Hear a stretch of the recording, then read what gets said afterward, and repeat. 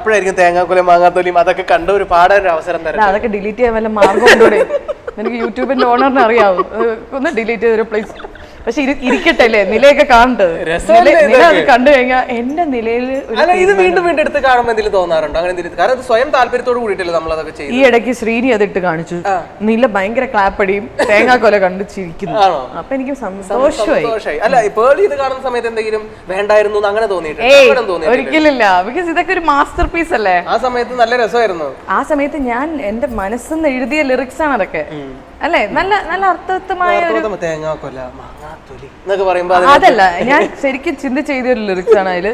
തുന്തുരു തുന്തുരു തൂ തുന്തുരു തുന്തുരു തൂ കച്ചട തപ്പക്ക പക്കിടി തപ്പി അറിയില്ല. സി അതാണ്. അപ്പൊ അതൊക്കെ എഴുതുമ്പോ തന്നെ എന്തോരം സ്ട്രെസ്ഫുൾ ആയിട്ടാണ് എഴുതുന്നത്. ഇതൊക്കെ കണ്ടിട്ടാണെന്ന് തോന്നുന്നുണ്ട് ശ്രീനി ചേട്ടൻ വന്നത്. വളരെ അർത്ഥം മലയാളം അറിയില്ലല്ലോ പുള്ളിക്കാരന്, അധികം അറിയണ്ടായിരുന്നില്ലല്ലോ. ബിഗ് ബോസിനകത്ത് വരുമ്പം തേങ്ങാക്കൊല കണ്ടിട്ടില്ലായിരുന്നു.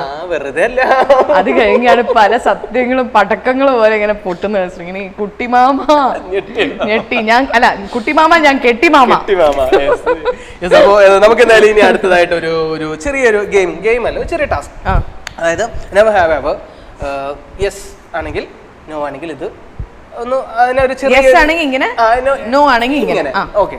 ദേഷ്യം വന്നപ്പോ എപ്പോഴെങ്കിലും മൊബൈലൊക്കെ എറിഞ്ഞു പൊട്ടിക്കാൻ തോന്നിയിട്ടുണ്ട്? ദേഷ്യപ്പെടുന്ന ഒരാളല്ല, പക്ഷെ പൊട്ടിക്കാൻ അത്രയ്ക്കും ദേഷ്യം അങ്ങനെ എറിഞ്ഞിട്ടൊന്നുമില്ല പറഞ്ഞിട്ട് വലിച്ചെറിയുന്ന സംഭവങ്ങളൊന്നും ഉണ്ടായില്ല. സ്വന്തം സിനിമ കണ്ട് എപ്പോഴെങ്കിലും തിയേറ്ററിൽ ഇരുന്ന് ഉറങ്ങിയിട്ടുണ്ടോ? എന്റെ സീൻ വരാൻ ഞാൻ കാത്തിരിക്കും. എപ്പോഴെങ്കിലും ശ്രീനി ചേട്ടന്റെ ബ്രഷ് എടുത്തിട്ട് ബൈ മിസ്റ്റേക്ക് അല്ല, ഞാൻ കല്യാണം കഴിഞ്ഞ സമയത്ത് മനഃപൂർവ്വം തേച്ചിട്ടുണ്ട്. നാം ഒന്ന് നമുക്കൊന്നല്ലേ. റിയാക്ഷൻ എന്തായിരുന്നു അതിന്? He was enjoy. He liked it. He's like, okay, നീ എടുത്തോ, ഞാൻ വേറെ വാങ്ങിച്ചോളാം.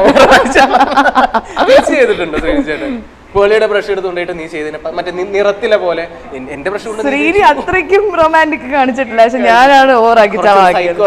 ഞങ്ങൾ ഹണിമൂണിന് ഹിമാലയത്തിൽ പോയ സമയത്തായിരുന്നു. ഞാൻ പറഞ്ഞു എന്റെ ബ്രഷ് കാണാനില്ല, ഞാൻ ശ്രീനിയുടെ യൂസ് ചെയ്താം. എന്റെ ഭർത്താവ് ഇരിക്കട്ടെ, ഓർക്കാമല്ലോ അതൊക്കെ. Next question. ആദ്യ കാഴ്ചയിൽ തന്നെ ഏതെങ്കിലും ഒരു നടനോട് ഒരു പ്രണയം തോന്നിയിട്ടുണ്ടോ? ഒരു ലവ് അറ്റ് ഫസ്റ്റ് സൈറ്റ് എന്ന് പറയുന്നത് ചിലപ്പോൾ അഭിനയം കൂടെ അഭിനയിച്ച മാധവൻ. അയ്യോ, ചെറുപ്പത്തിലെ കാതൽ സടുകുടുകുടു അങ്ങനെ മാധവനായിരുന്നു എന്റെ റഫ് നോട്ടിലെ കവറിലൊക്കെ.